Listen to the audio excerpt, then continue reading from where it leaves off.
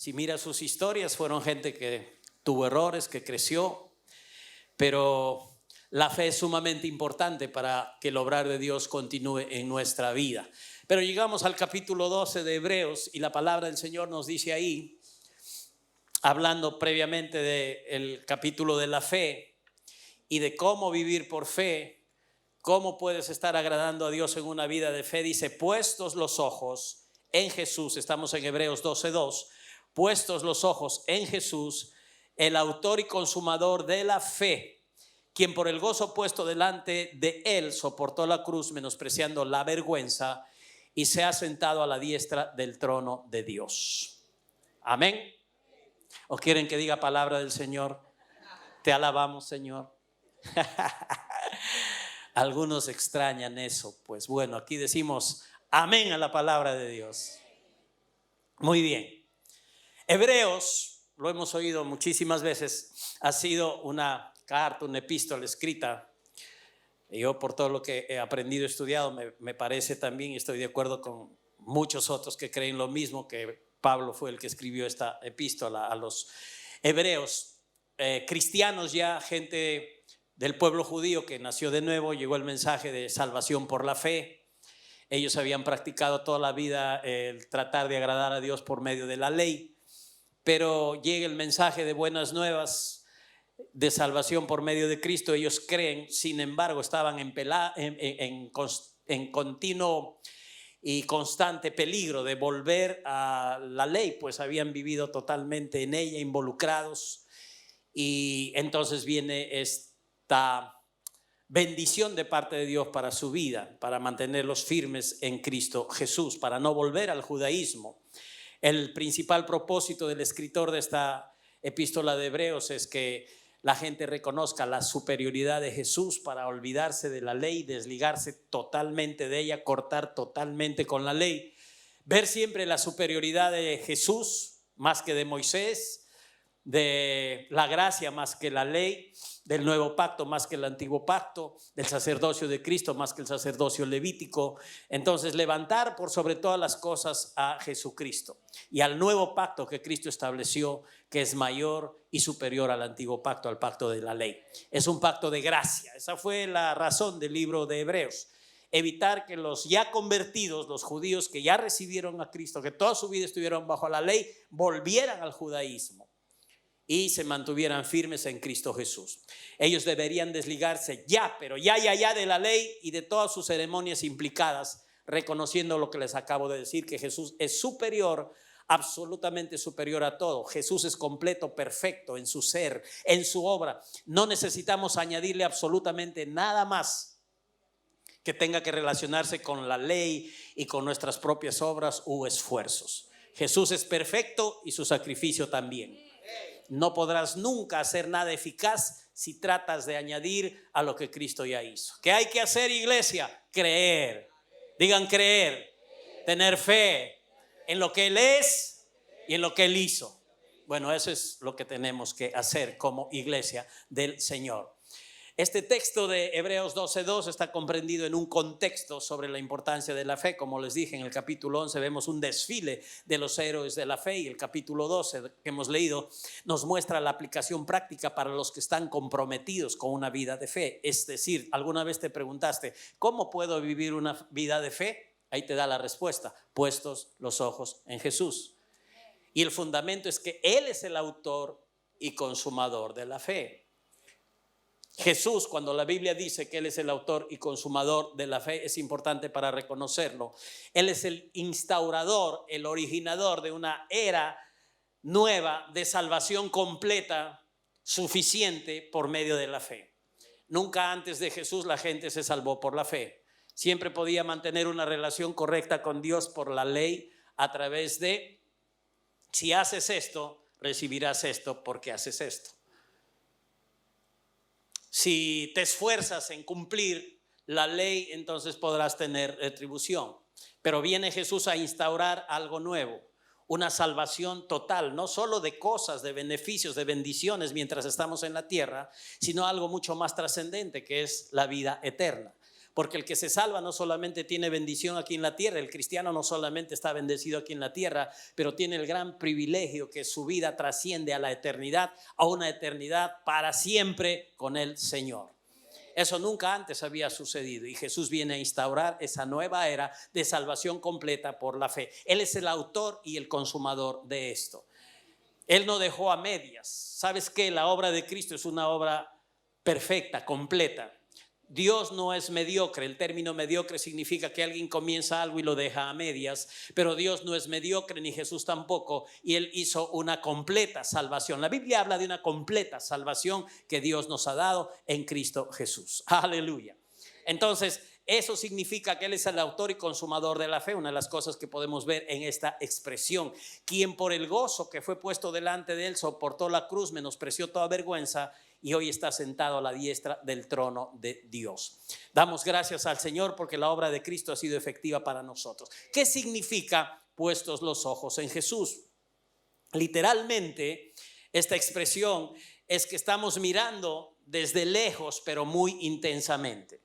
Puestos los ojos en Jesús, la expresión original en el contexto original escrito da la idea de estar mirando, las expresiones que se usan, de estar mirando desde lejos pero con mucha intensidad, avisorando todo un panorama completo, mirando todo, teniendo una meta, teniendo un fin, un objetivo, un destino a donde queremos llegar. Entonces no tenemos que mirar a Jesús solamente como el que nos sana y mirarlo solo como sanador o el que me provee y separar todo y olvidarnos que Él es muchísimo más que eso. No solo es sanador o proveedor, Él es todo para nosotros. Y hay un propósito completo que solo podemos cumplirlo mirando a Jesucristo. No fuera de Él. Si desviamos nuestra mirada, no cumplimos a plenitud el propósito de Dios. Puede ser bendecido en una que otra cosita de acuerdo a cómo mires a Jesús, pero el asunto es que lo miremos a Él muy intensamente y avisoremos todo el panorama de lo que significa quién es Cristo, qué ha hecho, qué resultados tiene esa obra para nosotros y qué hace esa obra dentro del propósito de Dios en nuestra vida. No solamente para aquí, sino también para la eternidad. Entonces, poner los ojos en Jesús es esto, mirarlo desde lejos pero muy intensamente. No solo, como se suele decir cuando se pone esta ilustración de estar en un bosque, ver el árbol, sino subir a un lugar alto del bosque y ver todo el bosque. Ahora, cuando tú ves un árbol, lo ves de cerquita e identifica cosas y tú puedes decir, pero si yo veo el bosque voy a perder de ver de cerca lo que realmente es un árbol. Pero yo quiero decirte que hay algo que es maravilloso, que es un invento que se llaman los prismáticos. Y tú puedes ponerte en un lugar alto y desde ese lugar alto tú puedes mirar de cerquita toditito el bosque, árbol por árbol, y no te vas a perder nada. Eso es lo que significa que nosotros miremos a Jesús. Todo el panorama de quién es, de todo lo que significa para nosotros su sacrificio, sus dádivas, lo que somos en Él, absolutamente todo. Eso es poner los ojos en Jesús. Con una meta, con un deseo intenso de llegar a cumplir el destino que Dios ha trazado para cada uno de nosotros, que solo puede ser cumplido mirando a Jesús, puestos nuestros ojos en Jesús, el autor y consumador de la fe. Esto es real, cristiano. Si sacas tus ojos de Jesús, vas a perder de llegar al destino que Dios ha trazado para ti. Si pones tus ojos en cualquier otra cosa que no sea Jesús, en cualquier otra cosa que el mundo te ofrezca, que tu mente comience a avisorar y no es Jesús, no vas a completar el propósito de Dios en tu vida. No vas a cumplir tu destino. Este destino de vida de fe, de vida por fe, solamente se cumple poniendo los ojos en Jesús, mirando a Jesús así intensamente, avisorando todo el panorama de lo que es Jesús y toda su obra completa ya consumada en favor de nosotros. Entonces no miremos solamente una pequeña parte de la vida de Jesús, sino todo el propósito de Jesús con nosotros. No solo lo que Él hizo cuando estuvo en esta tierra compartiendo con los discípulos judíos, sino también el sacrificio que Él hizo y todo lo que implica ese sacrificio en el cual hoy tenemos que estar identificados. Como hemos hablado a través de varias enseñanzas aquí, por ejemplo, hemos dicho que nosotros, así como Cristo murió, nosotros estamos también muertos en Él. así como Él resucitó, también resucitados en Él. ¿Ves? Eso es muy importante que no lo dejes de lado, porque a veces el creyente deja de identificarse con Jesucristo. Y ya es hijo de Dios, ya nació de nuevo, ya está en la iglesia y es parte del cuerpo de Cristo y se sigue viendo como desligado de Jesucristo y no se identifica con Él. Es importante que miremos a Jesús y nos identifiquemos con Él. Si Jesús murió, también nosotros hemos muerto. Así como Él murió al pecado, también nosotros hemos muerto al pecado. ¿Sí recuerdan eso? Así como Él resucitó, nosotros también hemos resucitado. Así como Él está en el cielo, nosotros estamos sentados juntamente con Él en lugares celestiales, dice la palabra de Dios. Poderoso, bueno, maravilloso para nuestra vida. Esto es poner los ojos en Jesús, el autor y consumador de nuestra fe. No se refiere a algo físico. No tienes que estar clamando y pidiendo a Dios, una cosa espectacular, aparece la imagen de Jesús para mirarlo, aunque sea por un ratito, y quedar en mi retina con esa imagen y estar mirando siempre a Jesús. No tiene que hacer eso. Ni tienes que hacer tampoco lo que hizo una hermanita que no entendió bien el mensaje de poner los ojos en Jesús. Esta hermanita oyó el título del mensaje, estuvo pensando en el almuerzo de ese día y se perdió el cuerpo del mensaje. Y se fue a casa sabiendo que hay que poner los ojos en Jesús y nada más. Y no supo de qué se trata. Entonces dijo, yo voy a poner los ojos en Jesús. Y se fue a comprar una serie de cuadritos con la imagen del que la gente dice que es Jesús, ¿no? Y se compró cuadritos de Jesús crucificado, el uno llorando, el otro con gotitas de sangre y muchos cuadritos, y los plantó en su cuarto.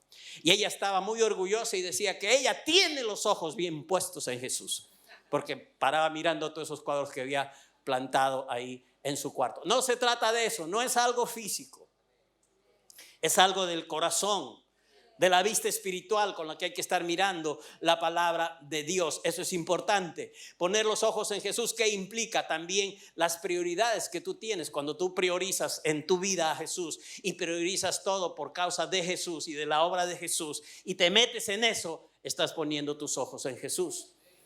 Poner los ojos en Jesús, ¿qué implica también? ¿Qué mayor importancia das en tu vida a Jesús? ¿Realmente Él es lo más importante? Si para ti Jesús es lo más importante y te mueves por lo que Él es, por lo que Él ha hecho, por lo que Él te ha dado, en el contexto de todo el propósito de Dios, quiere decir que estás poniendo tus ojos en Jesús. Si tú le das toda la atención y el interés a Jesús y te pregunto, ¿lo haces? ¿Qué dices? ¿Das toda tu atención e interés a Jesús? ¿Lo haces? Entonces te digo que estás con tus ojos puestos en Jesús. Y ves, no se trata de nada físico. Se trata de algo de los ojos espirituales, del corazón. Se refiere también poner los ojos en Jesús a la motivación de tu corazón. ¿Qué te impulsa a hacer lo que haces? Cuando estás con los ojos puestos en Jesús, haces las cosas con la misma motivación y la motivación que tuvo Jesús. Jesús, para hacer las cosas no lo hacía porque tenía pena, sino porque tenía compasión de la gente. ¿Ve? Tenía compasión y la compasión lo movía y por compasión hacía las cosas y con la motivación que es el amor. Él no era de aquellos que pensaban voy a poner una agujita en alguien para sacarme una barreta. Él no era de esos aprovechadores que decían yo voy a hacer una cosita para que hagan 10 cosas por mí. Él todo lo hacía por amor, por compasión, una buena motivación. ¿Cuál es tu motivación para ser de bendición a otros? ¿Cuál es tu motivación para ayudar a otros? Sencillamente compasión y amor. Eso es lo que hacía Jesús. Y si tienes puestos tus ojos en Jesús, haces exactamente lo mismo. Y estás viviendo una vida de fe y estás viviendo una vida pues que es agradable a Dios, ¿ok? Entonces la buena motivación del corazón también habla de que tú estás poniendo los ojos en Jesús. Jesús es el autor, el pionero de nuestra fe, dice Hebreos 12:2. Él es el perfecto ejemplo de fe para nosotros. Es el autor, el que comienza y el que consuma este asunto de la fe. El ejemplo es su vida, el cumplimiento del propósito de Dios a través de él. Él se vino del cielo, llegó a Belén, él cumplió el ministerio aquí que Dios le encomendó, tuvo que ir a la cruz del Calvario, antes estuvo en el Getsemaní, fue a la cruz del Calvario, luego fue sepultado, pero luego resucitó y ascendió al cielo y está sentado a la diestra del Dios Padre, coronado de gloria y honor, como Rey de Reyes y Señor de Señores, digno de recibir adoración por los siglos de los siglos. Él cumplió en su vida por fe el propósito de Dios. Por eso es el autor y consumador de la fe. Mantuvo la mirada fija en la gloria venidera, como dice el verso que hemos leído, cuando todos los reunidos, los salvados, estaríamos reunidos eternamente con Él. Ese fue el gozo que fue puesto delante de Él, ver a todos juntos eternamente. Y por eso hizo las cosas que Él hizo, siguiendo la voluntad de Dios. Específicamente quiero compartirles algo de por qué debemos poner nuestros ojos en Jesús. Jesús es el único guía fiel que tenemos los cristianos, los hijos de Dios. Único guía fiel. Quiero decir guía digno de confianza. Guía infalible. Guía que no te fallará. Guía por quien no estarás frustrado. Él es el único guía fiel. Y su obra de justicia es nuestra segura confianza para cumplir el propósito de Dios. Él es el único guía fiel y su obra de justicia es nuestra única confianza para cumplir el propósito de Dios. Esto a la manera de Dios, por supuesto. La gente a veces piensa, hace muchas cosas que no están conforme a lo que hoy estamos recibiendo de Dios. Pero estoy hablando de hacer las cosas a la manera de Dios. Y aquí Jesús es el único guía fiel y su obra de justicia nuestra segura confianza para que nosotros podamos cumplir a plenitud el propósito de Dios. No solo para recibir o beneficiarnos de algunas cosas preciosas que nos ha dado al morir en la cruz por nosotros, sino a todo lo que Dios quiere con nuestra vida, aparte de ser bendecidos y beneficiados con lo que Él hizo. También hay un propósito en el cual tenemos que caminar y esto solamente se logrará en Cristo Jesús, poniendo nuestros ojos en Él. Mirando a Jesús todo, sin mirar a Él nada. Mirando a Jesús todo, pero sin mirar a Él nada. No vamos a completar el plan de Dios. Jesús es el único guía fiel, entonces Él es vida. ¿Cuántos dicen amén? Porque Jesús es vida. Sus palabras son espíritu y son vida. ¿Qué más? La palabra de Dios sabemos que es viva y eficaz. Entonces lo que necesitamos es vida. Nuestra vida necesita un suministro para cumplir el propósito de Dios. Y Jesús es vida, sus palabras son vida. En la obra que Él hizo encontramos vida, no muerte. Es una obra redentiva de vida para aquel que ha creído. Los que creen en Él tienen salvación y vida eterna. Y ya la muerte física se da por descontado que ya está vencida, porque si tenemos que por un tiempo descansar, si Él no viene, vamos a ser resucitados en el día postrero. Aleluya. Ya la muerte está vencida. Ya la muerte física está vencida. Siempre les digo, es cuestión de tiempo. Entonces, Jesús es el suministrador de vida a nuestra vida y cumpliremos el plan de Dios de vivir por fe, puestos los ojos en Jesús, mirándole a Él intensamente, a su persona, a su obra, a los resultados, al propósito que Dios tiene, pero que no va a ser cumplido fuera de Jesús. Entonces diríamos, no hay por qué, no hay razón para apartar nuestros ojos de Jesús. Tú tendrás oportunidades de mirar muchas cosas, ser atraído seguramente por muchas cosas de este mundo, de tu propia mente, pero tus ojos deben estar puestos en Jesús para no perder el plan de Dios, para no perder el propósito que Dios tiene contigo. Un propósito que va mucho más allá de solamente ser bendecidos así en unas cositas o en algunas áreas. Es un todo, es un completo. De eso se trata, poner los ojos en Jesús. Él es vida, en Él hay movimiento, hay acción, hay dinamismo, hay trabajo. Él está haciendo cosas, suministrándonos de su vida a nosotros y eso traerá resultados a nuestra vida. Tu cuerpo humano que hoy está aquí, está sentadito con ese cuerpo físico es porque tiene vida, ¿verdad que sí? Ahora no sé si lo sientes o no, pero la sangre está ahí que da vueltas. No sé si sientes tu corazón, pero está bombeando. No sé si sientes tus pulmones, no importa, está respirando. No sé si sientes a tus ojos, pero estás viendo. Ok, hay vida ahí. Y Jesús nos suministra así su vida a nosotros. No podemos recibir vida de otra fuente que no sea Jesucristo. De ahí la gran necesidad de poner nuestros ojos en Jesús, como la palabra de Dios nos dice. Si vamos a perder de vista a Jesús, no llegaremos al destino donde queremos llegar. Vamos a salirnos del camino, estar sin brújula y tratando de salvarnos a nosotros mismos en nuestras situaciones, en las dificultades que enfrentemos. Y sobre eso tenemos que recordar que este mundo ofrece así truquitos, cosas amañadas, guías bamba, digo yo, que intentan atrapar nuestra atención para desviar nuestros ojos de Jesús. Pero recuerda esto, jamás lo olvides, que aunque estás en el mundo, no eres de este mundo. Eso dice la palabra. Estamos en el mundo, pero no somos de este mundo. Hay cosas que nos rodean, pero que no tienen que ser el objeto de nuestra mirada, porque estas te pueden cautivar. Si te descuidas y cambias la atención de tus ojos de Jesús a otro y lo ves intensamente a esa otra cosa y paras mirando esa otra cosa, vas a sacar los ojos de Jesús y estar mirando lo otro. Por algo dice la Biblia, puestos los ojos en Jesús. Es la forma de vivir por fe. Y vivir por fe es la forma de agradar a Dios. Hay muchas cosas en este mundo que nos pueden invitar a sacar nuestros ojos de Jesús. Quiero hablarles de un par de cosas. Número 1, el poder humano. Sabes que intelectualmente el hombre ha llegado a niveles inimaginables en el sentido de desarrollo, de ciencia, que no es absoluta ni completa, y que, como vemos en este último tiempo con esto de la pandemia, hay contradicciones entre científicos y hay una serie de desavenencias. ¿Por qué? Porque no es perfecta ni completa este asunto de la ciencia. El único perfecto y completo se llama Jesucristo. El único que se la sabe todas se llama Jesucristo. Aleluya.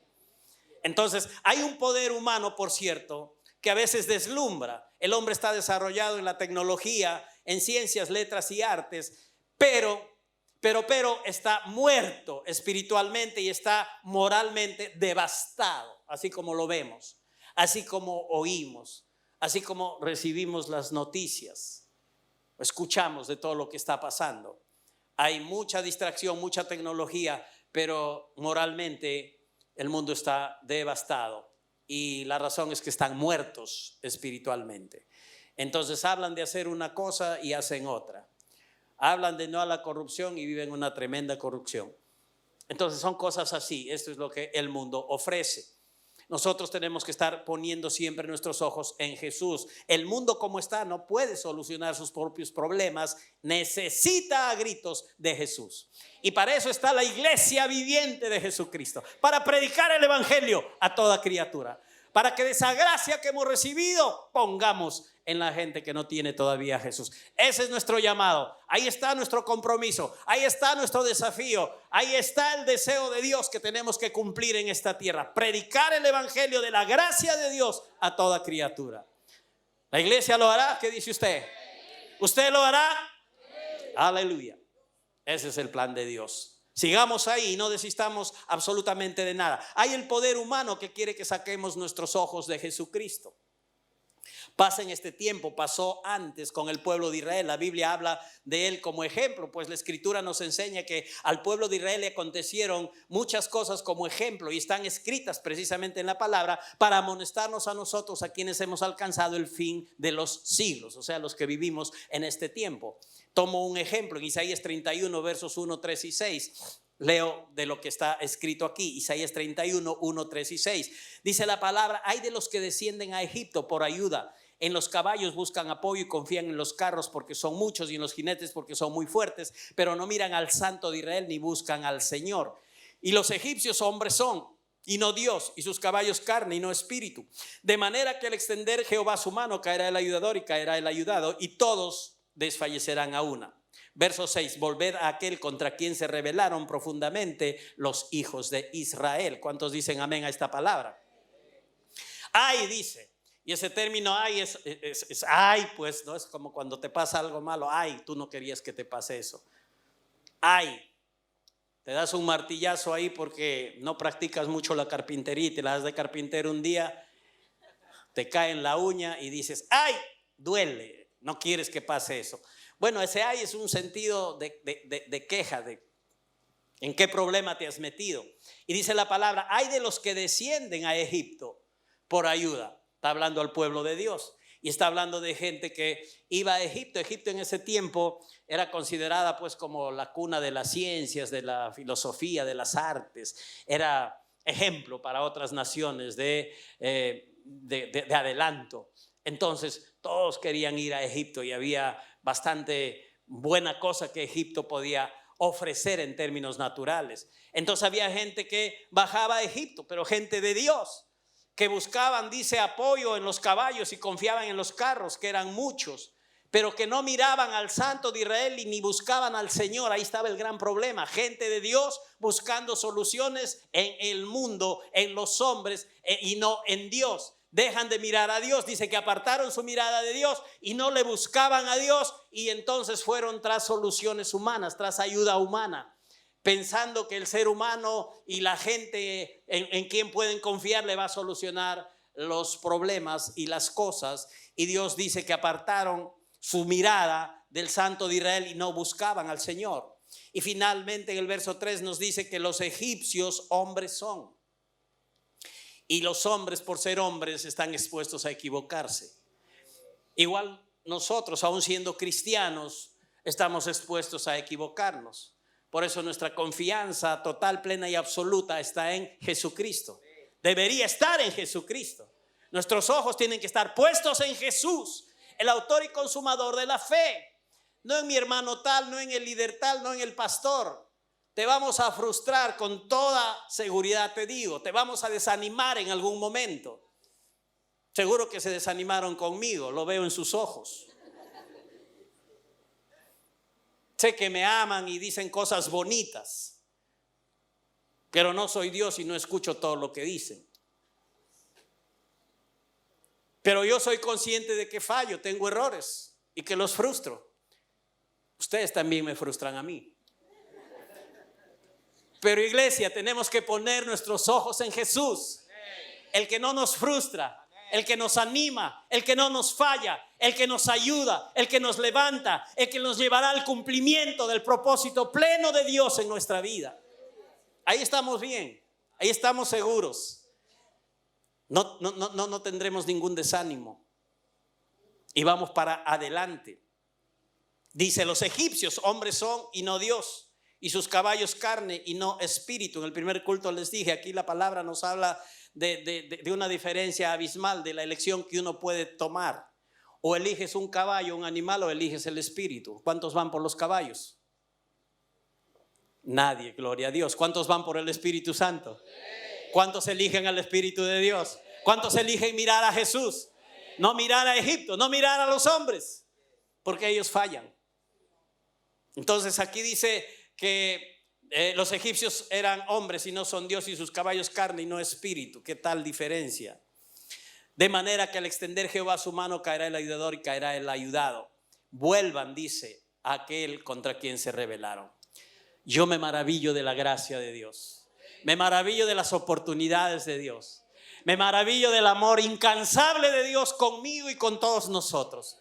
Me maravillo de la gracia de Dios, de los brazos del Señor que siempre están abiertos para recibirnos en este tiempo de gracia, en este tiempo de un nuevo pacto, en este tiempo de esta era instaurada por Jesucristo, donde los brazos del Señor siempre están abiertos, donde no hay ninguna condenación, donde Dios, a pesar que falla, siempre está dispuesto a seguir trabajando contigo, donde Dios es Padre de toda gracia y consolación, donde Dios te dice, por todo el mensaje de la gracia, por todo el mensaje de las buenas nuevas, que Él no se cansa de ti, que Él ha comenzado una buena obra y que la va a perfeccionar hasta el día de Jesucristo. Si sigues en Dios, no vas a ser tú degradado, no vas a ser dañado, no vas a ser vuelto atrás. Tú vas a ser perfeccionado por el Señor. Él te lo ha dicho, yo solo te lo transmito, pero está escrito en Filipenses: la buena obra que Él comenzó la va a perfeccionar hasta el día de Jesucristo. ¿Quién lo hará? Él, no el pastor, no tus hermanos, lo hará el Señor. Sí usará esas vidas, pero Él mismo está involucrado en que esto suceda para ti, que tú cumplas su propósito, y hasta que Cristo venga seas perfeccionado. Qué buen ánimo de Dios para nosotros en esta mañana, para seguir adelante y no claudicar por nada. Aleluya. Dios no se cansa contigo, no te canses tú con Dios. Entonces, no saquemos nuestros ojos de Jesús para ponerlo en el poder humano, porque el poder humano es fallido. Tampoco saquemos nuestros ojos de Jesús para ponerlo en las cosas atractivas del mundo, en las recompensas, llamémosle así, de este mundo. Este mundo tiene muchísimos atractivos, distracciones que ofrecer a quienes se involucran en su sistema. El mundo atrapa y beneficia de alguna manera a la gente que está atrapada ahí. Y hay muchas distracciones que el mundo tiene para los que están involucrados en el sistema. Jesús lo enseñó así. En la parábola del sembrador, él dijo que la tierra con espinos, hace poquito tratamos de esto, que la tierra con espinos representa a una persona que ha oído la palabra, que seguramente se gozó cuando escuchó la palabra, pero que los afanes y el engaño de las riquezas y los placeres de la vida ahogan la palabra en él.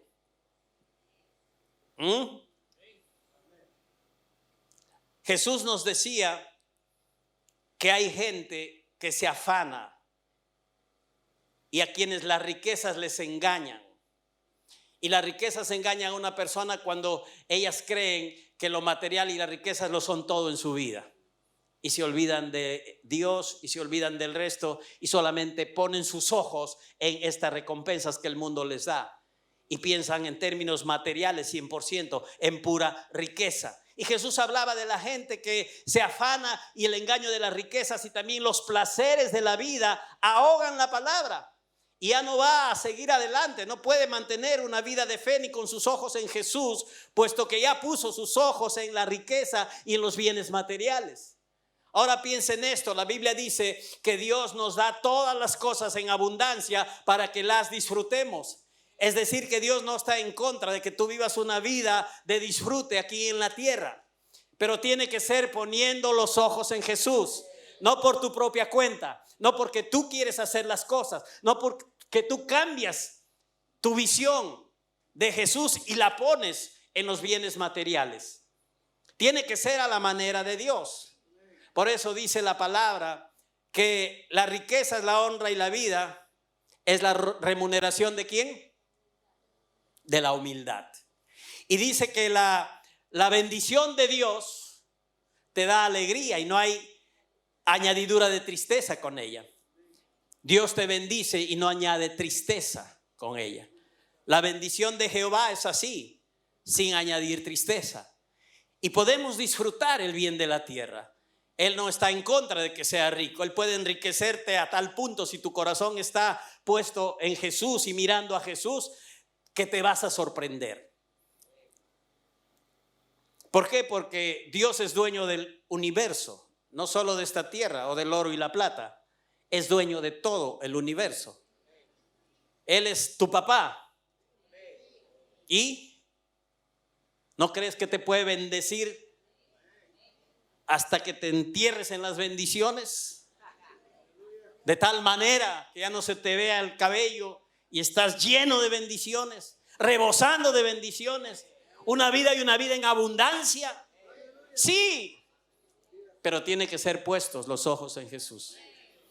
O sea, siguiendo la dirección que Dios nos da en una vida de fe, no en una vida de afán, no en una vida de propio esfuerzo, no en una vida de yo sí lo hago, no en una vida de esto a mí me gusta, yo hago lo que me gusta y punto. No. Tienes que hacer lo que debes como cristiano y no lo que quieres hacer. Eso marca la diferencia. Ya no hagas lo que quieres, haz lo que debes. Eres un hijo de Dios, esto marca la diferencia. Entonces vas a poder ver muchísimo de Dios conforme a la promesa de que Él nos da en abundancia todas las cosas para que las disfrutemos. Pero hay recompensas de este mundo a los cuales la gente cambia su mirada, pone sus ojos y las desliga de Jesús. No hagas eso. No te concentres en los bienes materiales, en estar mirando cómo te enriqueces y cómo traes placer a tu carne y a tu vida y a tu casa. Mira a Jesucristo, Él se va a encargar del resto.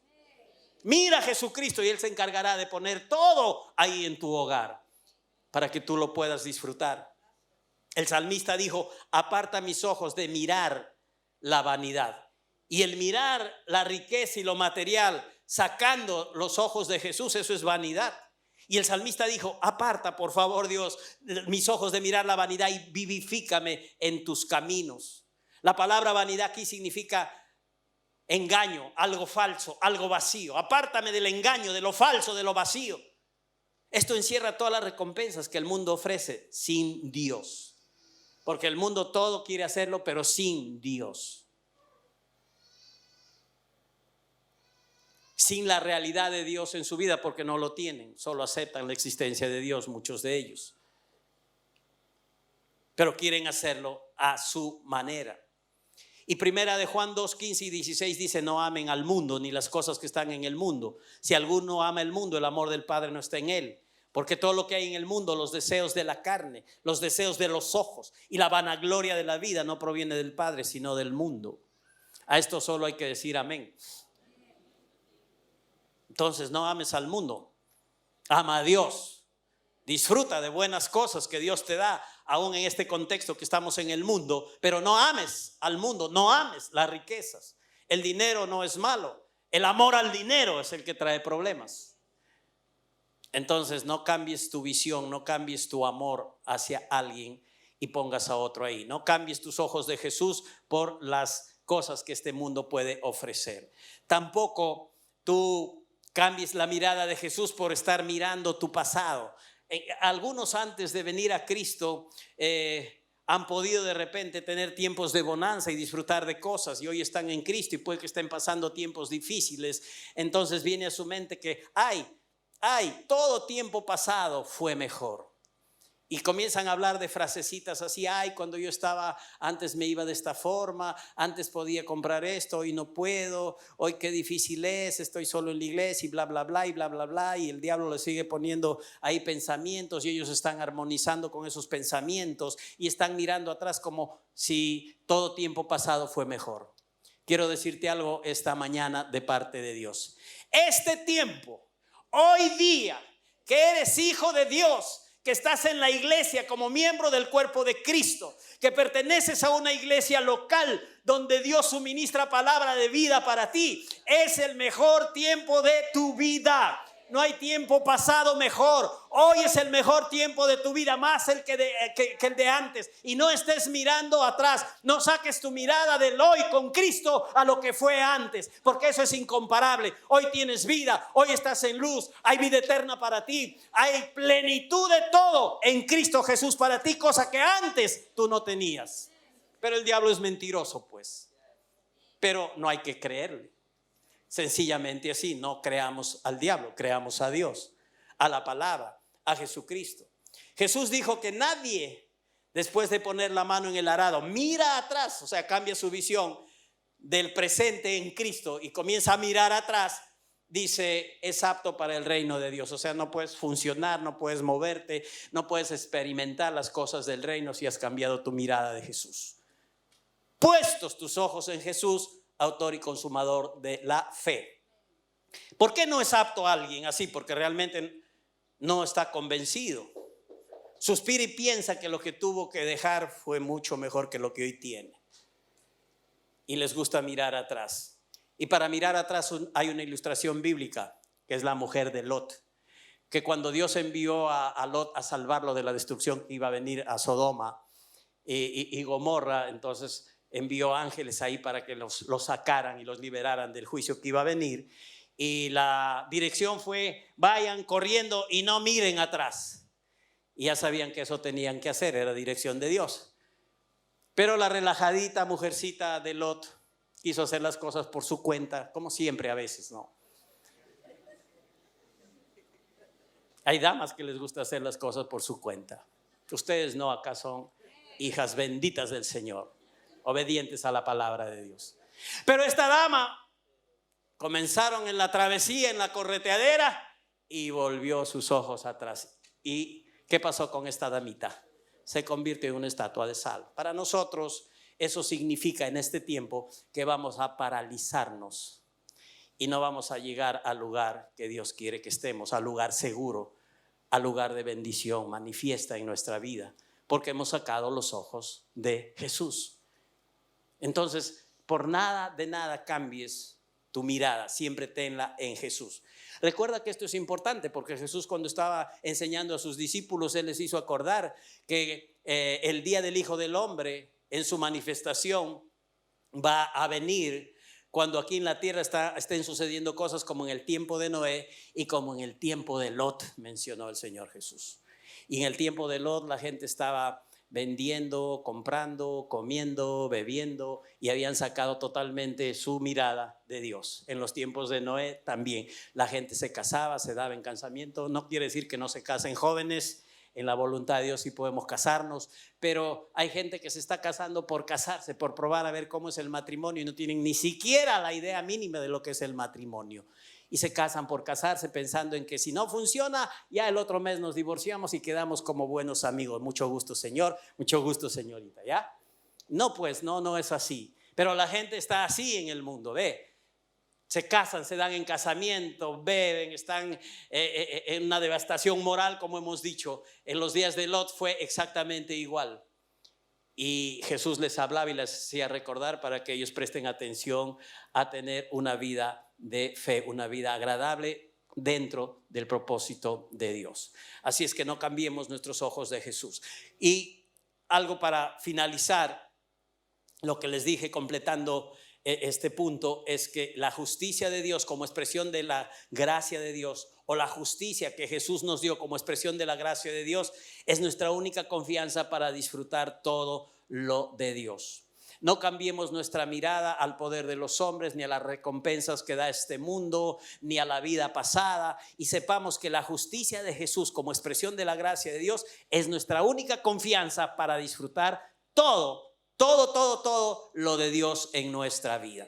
Dios quiere que llegues a un lugar en tu vida donde no hay condenación. ¿Y por qué hablo ahora de condenación? Porque eso está relacionado con el hecho de que hoy somos la justicia de Dios en Cristo Jesús, y no hay ninguna condenación para los que están en Cristo Jesús. ¿Cuántos de ustedes están en Cristo Jesús? Si estás en Cristo Jesús, has nacido de nuevo, has invocado a Jesucristo, eres hijo de Dios, entonces eres un justo delante del Señor. No porque eres bueno, buenito, buenazo, buena gente, sino porque Jesús te ha imputado su justicia. Tus injusticias las llevó en la cruz y su justicia te la dio a ti. Y hoy eres un justo a los ojos de Dios. De repente, hasta que aprendas, tú mismo no te ves justo, la gente menos te ve justo, pero Dios te ve justo porque eres su hijo ahora y has nacido de nuevo y estás en Cristo, y ninguna condenación hay para los que están en Cristo Jesús. Y Dios quiere que lleguemos en un lugar de nuestra vida a este punto donde estés totalmente libre de toda culpabilidad y condenación, y la única manera es ver a Cristo como tu justicia. Es que tú sepas que Él se hizo injusto para que tú seas justo y tú lo creas. No lo sientas, lo creas. No tienes que sentir que eres justo, lo creas que eres justo. No tienes que vivir perfectamente ni justamente en términos de obras, sino creer en lo que Dios ha hecho por ti a través de Jesucristo. Lo otro va a ir dándose, va a ir funcionando, va a ir operando en tu vida. Si tú crees correctamente, vas a tener acciones correctas en tu vida. Y el asunto comienza por creer lo que Dios te dice, creer lo que Cristo ha hecho. Estamos en Cristo ahora y somos justos. Este es el punto de partida. La única manera es que veas a Cristo como tu justicia y te regocijes en Papá Dios, que es tu justificador. Esto no es, como siempre suelo decir, palabras bonitas que te ilusionan, te hacen sentir bien porque el pastor te ama y quiere que estés feliz en esta mañana. No, es plan de Dios. Es forma de Dios. Y si viene de Dios, exactamente lo que acaban de hacer. Hay que decir amén y nada más. Asunto sellado. Dios lo dice, yo lo creo, esto funciona para mí y nos movemos de esa manera. Yo quiero darles una ilustración tipificando la justicia de Dios en el Antiguo Testamento y cuán bueno fue para que el plan de Dios se cumpla en el pueblo de Israel. Esto es sumamente interesante. Vamos a aprender bastante o recordar en todo caso a través de este ejemplo. Israel era un sub y baja, un tobogán, un yo-yo, unas veces arriba, otras veces abajo, unas veces bien, otras veces mal, obedeciendo, desobedeciendo, en fin. Israel por un desastre nacional que fue devastador. Dios año tras año les advertía a su pueblo, les decía que no adoraran ídolos, pero ellos adoraron todo tipo de ídolos. Bajo cada árbol verde ellos ofrecían sacrificios, y lo que ofrecían muchas veces era hasta sus propios hijos, sus propios niños, los ofrecían a los dioses paganos. Esto es lo que hacía Israel, habiendo sido advertidos que no idolatraran. El año 386 viene la conquista de Jerusalén y la destrucción del templo por Nabucodonosor, que era un rey babilónico. Entonces hay un juicio, diríamos así, a raíz de toda la idolatría de Israel. Recuerden que ellos estaban bajo la ley y entonces no hacían la voluntad de Dios y venía juicio. Recuerda que tú no estás bajo la ley, estás bajo la gracia. Que hoy en Cristo Jesús todo ha sido puesto en Él, en la cruz del Calvario.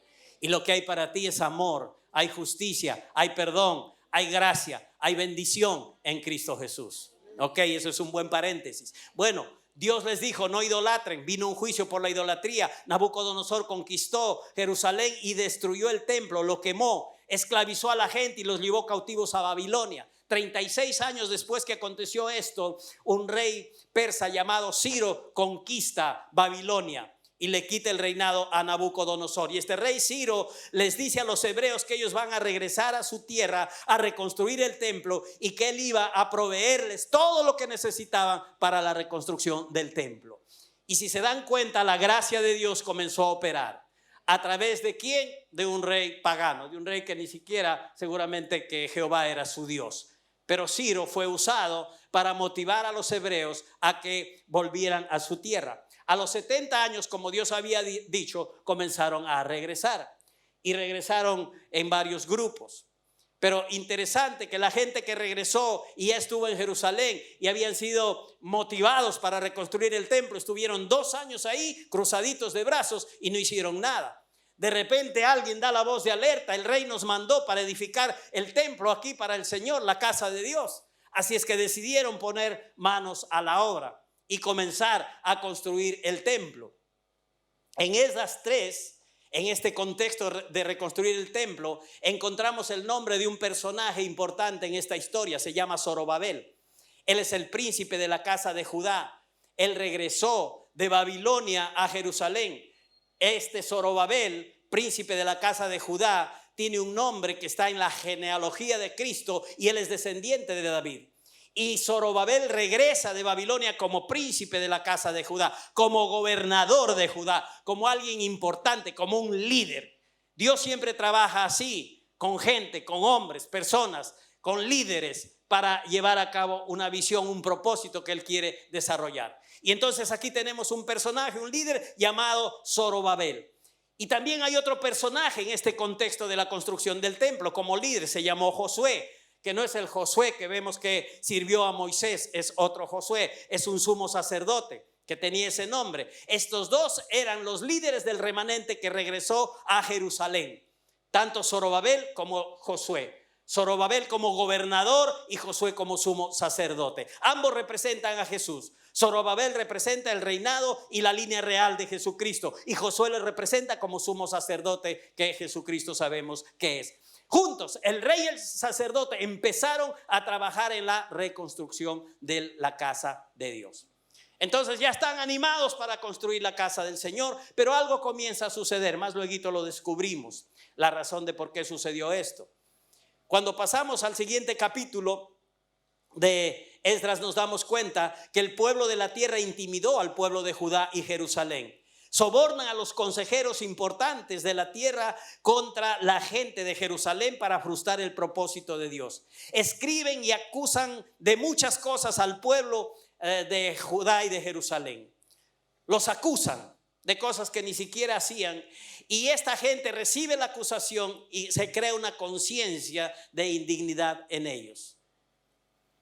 Y esto, hermanos, cuando vemos la historia, nos damos cuenta que nunca hay que recibir las acusaciones, mucho más hoy que estamos en Cristo Jesús, porque te pueden paralizar. En la historia de Israel, ¿qué pasó? En la historia específica de la reconstrucción del templo, a raíz de toda esta situación de acusaciones que van y que vienen contra Judá y Jerusalén, que eran producidas por sobornos que se daba a la gente para que hagan esto, el trabajo de la reconstrucción se detuvo por 12 años. 12 años. Un tiempo que se detuvo toda la obra de Dios. La casa de Dios no avanzó en nada durante esos 12 años. Y Dios nunca había dicho que se detenga la obra. Dios nunca dijo paren. No sabemos qué pasó con Zorobabel y Josué en ese tiempo, pero su liderazgo desapareció. Luego lo vamos a descubrir un poquito más adelante. El pueblo se desanimó porque cuando el liderazgo se desanima, ni qué hablar del pueblo. Si vieran a la pastora Quelita desanimada, que ya no quiere servir, ya era difícil que ustedes sirvan. Si bien al pastor desanimado, ya no vienen a la iglesia, ya gracias a Dios porque están aquí. Es que estoy animado todavía en el Señor para cumplir el plan de Dios. Entonces se desanimaron los líderes. No hay liderazgo. El pueblo está desanimado. Permite que las acusaciones tomen lugar en su vida y todo se detiene. Al final de los 12 años, como Dios es un Dios de propósito y todo lo que Él dice se tiene que hacer, miren lo que hace Dios. Al final de los 12 años Dios levanta a 2 profetas, uno se llama Ageo y otro Zacarías. Son chibolos, son jovencitos, pero Dios los puede usar. Gloria a Dios. ¿Ven cómo me usa a mí? Así usa Dios a todos los que Él quiere. Entonces no es cuestión de que tienes que ser adulto o ya entrado en muchos años o que si eres joven no puedes. No, Dios levantó a 2 profetas muy jóvenes. Uno se llama Ageo y el otro se llama Zacarías. Dios levantó estos profetas. ¿Por qué? Porque la nación se había paralizado, la obra se había paralizado y aún no estaba concluida. Y a Dios no le gusta eso porque Él no es mediocre. Él quería ver su templo restaurado. Gloria a Dios. En Ageo 1, el profeta le dice al pueblo que no es tiempo de que vivan en casas selladas. Ya está hablando el profeta Ageo de parte de Dios. Y le habla al pueblo para decirles que no tienen que estar viviendo en casas selladas o especialmente construidas como que de material noble, como de que material especial, porque ya no vivían en tiendas de campaña como antes y ahora ya se habían pituqueado y estaban teniendo unas casitas pero súper chéveres para ellos. Ahora, el problema no estaba en que tenían ese tipo de casitas, el problema estaba en que se habían olvidado de la casa de Dios. Tú puedes tener todo tipo de casitas y seguir pensando en la casa de Dios. Tú puedes ser bendecido y disfrutar de cosas y seguir pensando en la casa de Dios y poner tu corazón en hacer cosas por la casa de Dios o por la obra de Dios. ¿Ve? Se puede, digan si se puede. Ahora entonces esta gente estaba viviendo para sí. Estaban tratando de hacer cosas para ellos y se habían olvidado de la casa de Dios. Ellos mismos decían que no es tiempo para hacer la obra del templo. Pero esto tenía una repercusión en su vida, porque Ageo les dice: hey chamacos, hey muchachos, ¿se dan cuenta cómo están viviendo? Ustedes comen pero no se llenan. Ustedes beben pero no se sacian. Ustedes reciben salarios, pero eso es como que cae todo en un saco roto y no la ven. Yo escuché a mucha gente decir: oh, yo trabajo en esto, trabajo en lo otro, gano 2 sueldos, pero no sé qué se hace mi dinero. Y no están siguiendo a Dios, ni sus principios, ni nada. Entonces todo eso cae como en saco roto. Y eso estaba pasando. Se desinteresaron de la casa de Dios. Estaban interesados en hacer sus propias casas de lo mejor y no en la casa de Dios. Y ellos decían: no es el tiempo de hacer esto, no es el tiempo de hacer la casa de Dios. Y Ageo los exhorta y es como lo que dijo Jesús en el Nuevo Testamento: busquen primero el reino de Dios y su justicia y todo será añadido. Eso es un buen principio para que permanezca en nuestra vida. Primero lo de Dios, luego todo vendrá añadido para nosotros. Las bendiciones no tienes que perseguirlas, ellas tienen que perseguirte a ti. Tú no tienes que estar centrado en la bendición de Dios. Deja que la bendición corra atrás tuyo. Cansa a las bendiciones. Corre y que las bendiciones te corran a ti. Tiene que ser así. El bien y la misericordia me seguirán todos los días de mi vida. Aleluya. La bendición tiene que seguirnos. Busca primero el reino de Dios, su justicia. Todo será añadido. Es la palabra de Dios. ¿Cuántos creen en el Señor? Aleluya. Ahora, al profeta Zacarías, ya hablamos de Ageo, de la exhortación que trajo al pueblo, y al profeta Zacarías, que es el otro profeta que Dios levantó en este contexto, Dios le mostró lo que estaba pasando con Josué y con Zorobabel. Los 2 líderes que de pronto decayeron en su liderazgo y como que, ¿qué pasó con ellos? No sabemos, pero ahorita nos enteramos. En Zacarías 3, 1, 3 y 4 dice lo siguiente. Y aquí vamos a ver lo que primeramente sucedió con Josué, el sumo sacerdote, que era un líder juntamente con Zorobabel, que era el gobernador de Judá. ¿Qué pasó con el sumo sacerdote Josué? Zacarías 3, verso 1 y 3 y 4. Me mostró al sumo sacerdote, dice Zacarías, Josué, el cual estaba delante del ángel de Jehová. Ay, miren quién entra a tallar aquí. Y Satanás, cuando no Shapiruco, y Satanás estaba a su mano derecha. ¿Pero para qué? Para acusarle. ¿Qué es lo que el diablo siempre hace? ¿Qué es el diablo? ¿Quién es? El acusador de los hermanos de día y de noche. Incansable acusador, incansable mentiroso y calumniador.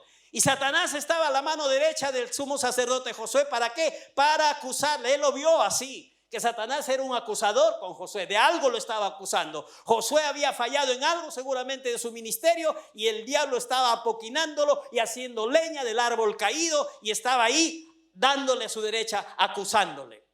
Esa es la visión que tuvo Zacarías. Y Josué estaba vestido, miren hasta dónde cayó este sacerdote de Dios. Estaba vestido con vestiduras viles y estaba delante del ángel. Y habló el ángel y mandó a los que estaban delante de él diciendo: quiten esas vestiduras viles. Otra traducción dice: estas vestiduras sucias. Y a él le dijo: mira que he quitado de ti tu pecado y te he hecho vestir de ropas de gala. El sumo sacerdote tiene un error. El diablo lo acusa. El diablo hace leña siempre del árbol caído. Tiene también su gente, por si acaso, para hacer esto. Y se descuida, se dejó. Está con la ropa cochina el sacerdote. Cuando el sacerdote siempre andaba lo máximo, pues bien puesto. Era el sacerdote de Israel. ¿Ok? Y él está todo sucio, está con ropas viles, está con ropas sucias. ¿Y qué es lo que Dios dice? ¿Qué le dice al sacerdote Josué Dios? ¿Qué le dice? Mira que he quitado de ti tu pecado y te he hecho vestir de ropas de gala. ¿Cuál fue el problema del sumo sacerdote? Que falló en algo, pecó. Y su pecado, ayudado por Satanás con sus acusaciones, lo tenía como lo tenía. Ese es el problema cuando uno peca y no se va a Dios, bajo la obra de Dios y la justicia de Cristo, y se mira a sí mismo, se remuerde y no hace nada conforme a lo que hoy es un hijo de Dios. Hay que levantarse, hay que ir a Dios, no hay que correr de Dios. Y el poder de Dios nos irá ayudando, dando crecimiento para superar hábitos y vivir agradablemente al Señor. Dios lo hace eso, no bajo la ley, no bajo tu esfuerzo, no bajo tu remordimiento, lo hace bajo la gracia. Y solo su gracia te da poder y te capacita para que eso suceda y vivas una vida agradable a Dios. Entonces, ¿qué dice Dios a Zacarías? Como que lo restaura, a Josué lo restaura a este sacerdote y dice: quité tu pecado y te he hecho vestir de ropas de gala. Las ropas de gala eran las ropas de la no condenación, de la justicia. Ahora sí cambió, ahora sí su visión cambió. Carambas, ¿qué estaba haciendo? Me olvidé del plan de Dios, estaba ahí todo cochino, olvidándome de quién soy. Ahora toma lugar nuevamente la visión correcta en este hombre, en este líder que se llamó Josué y era sumo sacerdote. Entonces, con Josué Dios ya arregló la cosa, ¿no es cierto? Con Josué ya él fue restaurado. Dios le dijo: quité de ti tu pecado y te he vestido con ropas de gala. Y acá vemos al diablo metido por vez primera en el asunto. Trabajaba aunque nadie lo viera. Él estaba a la derecha de Josué para acusarle. Josué estaba ahí bajo condenación, y esto se evidencia porque su túnica estaba sucia y vil y estaba descuidado totalmente. Tenemos que recordar, benditos de Dios, que cuando la condenación toma lugar en la vida de una persona, la gracia se detiene. Si permitimos caer en este estado, estamos diciendo: Cristo, lo que tú has hecho no me vale de mucho, y yo voy a vivir evidenciando esta condenación en la cual yo estoy caminando, y he elegido eso en vez de lo que tú has hecho por mí.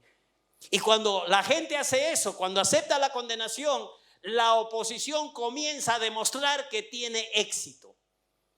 Cuando uno acepta condenación, acusación, le da lugar a que la oposición comience a manifestar como que tiene más éxito que Dios y que su gracia. Y esto es una mentira, porque nadie es más exitoso que Dios, nadie es más poderoso que Dios, nadie puede más que Dios. El asunto es que en la persona se dan esas experiencias por causa de su elección.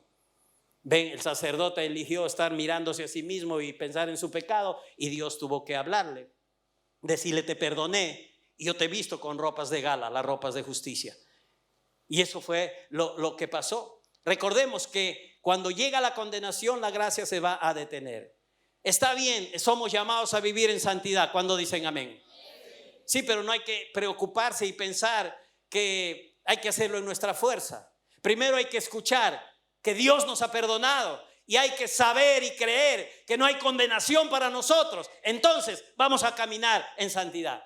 El verdadero fundamento de una vida de santidad es la gracia de Dios, no la ley. No eres tú, no es tu esfuerzo, es depender totalmente del suministro de Dios, de lo que Cristo ha hecho por ti en la cruz del Calvario.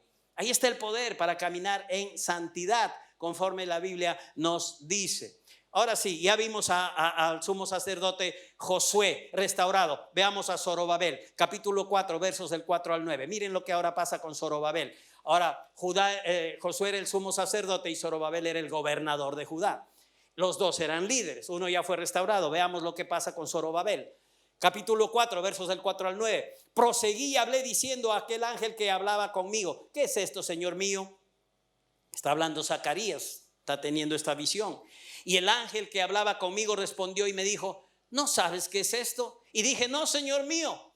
Entonces respondió y me habló diciendo: esta es palabra de Jehová a Zorobabel, que dice, aleluya, viene palabra de Dios para Zorobabel. Así como vino para Josué: te he perdonado tu pecado y te he vestido con ropas de gala, las ropas de justicia. Ahora viene palabra a Zorobabel, porque cuando Dios quiere arreglar tu vida, Dios quiere ayudarte, Dios quiere restaurarte, es por su palabra. No esperes una visión, no esperes algo espectacular, no esperes que el pastor se dé un volantín en el aire y te lance una revelación. Solo oye la palabra de Dios, cree la palabra de Dios, recibe la palabra de Dios, muévete por la palabra de Dios. Ahí está tu victoria.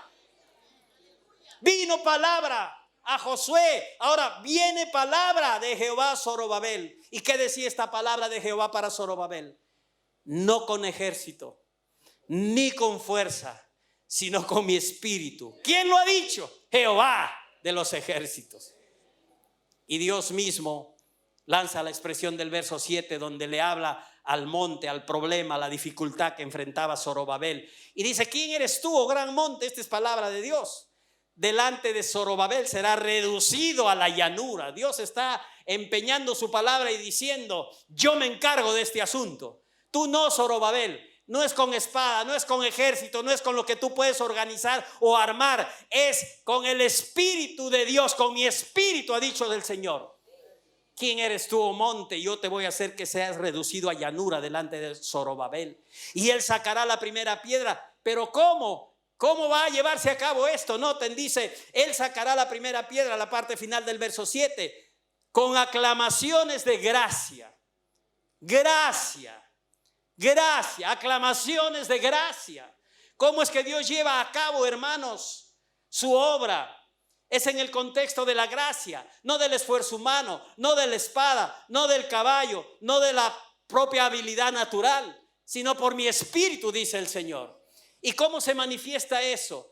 Si tú crees en el mensaje que estás recibiendo, que más que un mensaje es una persona y es Cristo para ti, en quien está todo, entonces tú tienes que evidenciar que realmente has creído en tu corazón. ¿Y cómo evidencias lo que hay en tu corazón? Por medio de tu boca, hablando.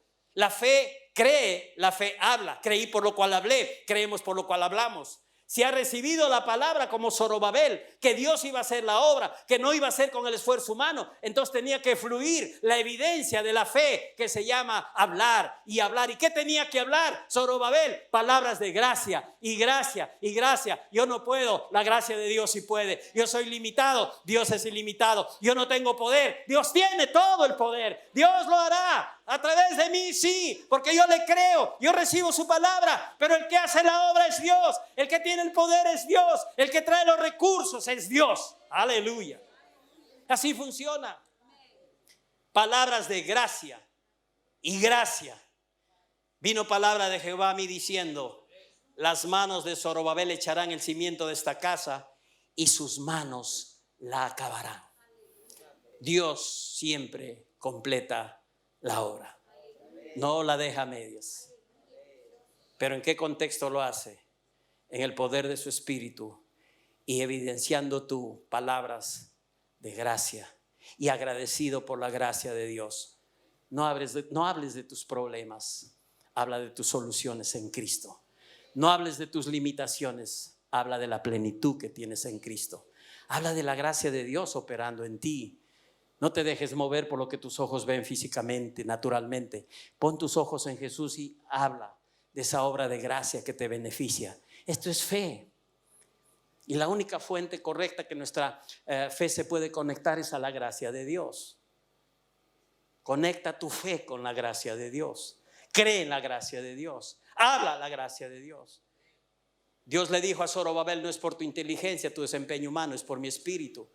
¿Y cuántos saben que el Espíritu hoy glorifica y levanta a Cristo y su obra en favor de nosotros? Eso es lo que hace el Espíritu Santo. Él glorifica a Cristo.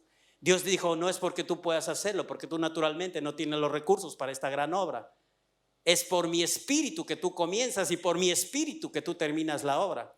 Pero la vas a terminar con gritos de gracia y gracia y gracia. Habla de la gracia de Dios. Les dije en el primer culto: no se me chupen, no se me avergüencen, no se sientan como lo último de esta tierra. Son hijos de Dios. Hablen del amor y de la gracia de Dios. No se avergüencen. A veces hay motivaciones y pensamientos para avergonzarnos, y Pablo luchó con eso. Él dijo: yo no me avergüenzo, porque tuvo que tomar una decisión. Yo no me avergüenzo del evangelio, porque el evangelio es poder de Dios. No nos avergoncemos de la gracia de Dios, de la obra de gracia de Dios. Si te tildan de loco, tú feliz. ¿Qué estás hablando? Si no te entienden, no importa. Tú entiendes a Dios y tú hablas palabras de gracia y gracia y gracia que expresan la fe que tú tienes en Jesucristo y en su obra perfecta. Amén, iglesia. ¿Comprendido?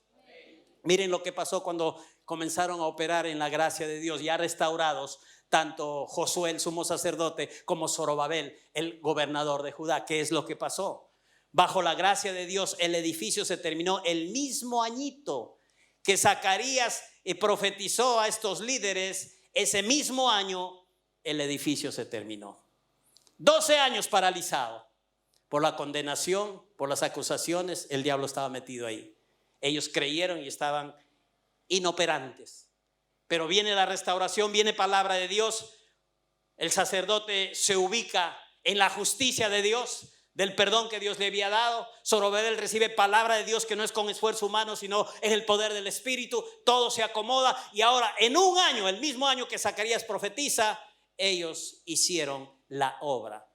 Caminaron en la gracia de Dios y todos los recursos vinieron. El favor fluyó y el edificio se terminó. Pero hubo bendición para el pueblo.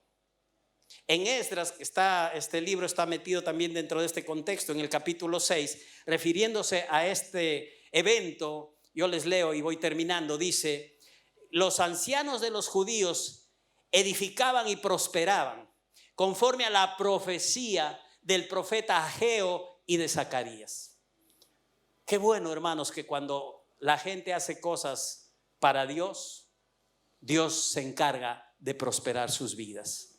Que cuando uno se interesa en las cosas de Dios, como en este contexto, se interesaron en la casa de Dios, participaban de la casa de Dios, y hasta los ancianos de los judíos que edificaban, dice, prosperaban. ¿Pero conforme a qué? A la palabra que oyeron, a la profecía que profeta Ageo y Zacarías trajeron. ¿Ven por qué siempre insistimos en la importancia de la palabra de Dios? Y siempre les hablamos que si aman a Dios, amen su palabra, y que no dejen que la palabra entre por aquí y se vaya por el otro lado, sino que la oigan, la reciban, la retengan, vivan conforme a ella. Porque es por la palabra que Dios hace su obra. Por la palabra nos restaura, por la palabra nos reubica otra vez cuando nos desviamos, por la palabra nos pone en la posición correcta. ¿Y cuántos están agradecidos porque hoy aquí, siglo XXI, mes de diciembre, día 12, mes 12, hay palabra de Dios para ustedes? Sí, tienes que estimarlo así. Este es plan de Dios. La iglesia no la inventé yo. Yo no me llamé a mí mismo. Les conté mi historia alguna vez. Yo me corría del pastorado, pero Dios me habilitó para eso. Él lo quiso y sabía todo de mí de antemano. Bendito sea Dios por su gracia. Y así es con todos los pastores, falibles en algunos puntos, en algunas cosas, pero gracias a Dios que Él es bueno y hay palabra de Dios para tu vida. Y aquí, si yo quiero gloriarme, es en el Señor, a quien le doy toda gloria y honor. Si estoy aquí es por causa de Dios. Si estás aquí tú es por causa de Dios. Si hoy estás recibiendo es porque Dios quiere hacer cosas contigo a través de su palabra. Y gloríate y gózate y alégrate que hay palabra del corazón de Dios para tu vida. Esto es de Dios. Esto es de Dios. Hay que recibirlo y hay que caminar conforme a ello. Los ancianos de los judíos edificaban y prosperaban. Si tú estás siguiendo a Jesús y puesto sus ojos en Él y usted hace conforme a la palabra de Dios, a Cristo, a su obra, no dude que usted va a prosperar. Y en cualquier área que usted necesite que sea próspera, la palabra de su gracia vendrá a su vida para que usted prospere en esa área que usted esté necesitando. Hay palabra de Dios para cada área de tu vida. Hay promesas de Dios que son sí y son amén en Cristo. Dije promesas que son sí y son amén. No que están siendo puestas delante de un jurado para ver si Dios hace cosas con esas promesas. No, ya nos dice la Biblia que las promesas son sí y amén en Cristo Jesús. Y además dice la palabra de Dios que hay plenitud y sobreabundancia en Cristo, de la cual solamente hay que agarrar, hay que tomar, hay que jalar por la fe. Entonces, hermanos, todo está a favor nuestro, en victoria. Y todas las artimañas de Satanás se deshacen. Ya sabemos que él trabaja trayendo acusación y desánimo, pero no se lo permitamos. No permitas la acusación, el desánimo, ni la condenación, ni nada de eso. Tú mantente con tus ojos puestos en Jesús, en su obra. Él es autor y consumador de su fe, en su palabra, en todo lo que Él ha hecho por ti. Nunca saques tus ojos de Jesús, no cambies tu mirada a Él, ni por el poder humano, ni por las recompensas de este mundo, ni por nada, ni por nadie, ni por las cosas pasadas. Mira a Jesús y su justicia como expresión de la gracia de Dios para ti. Y que en esa justicia está tu confianza para disfrutar todo. Dije disfrutar todo, disfrutar todo, disfrutar todo lo que Dios tiene para ti.